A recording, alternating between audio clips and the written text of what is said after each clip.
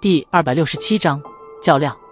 此时，萧炎与身下的这位传说中凶名赫赫的美杜莎女王姿势颇为旖旎，不仅身体完全将对方压住，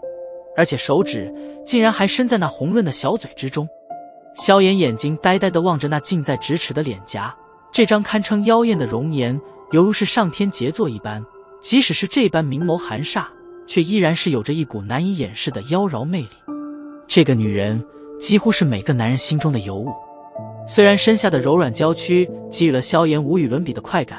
不过此刻他的脸庞上却是丝毫不敢表露出来，目光泛着许些惊骇，愣愣地盯着美杜莎女王。片刻后，嘴角抽搐了一下，露出了一个极为难看的笑容。你好啊。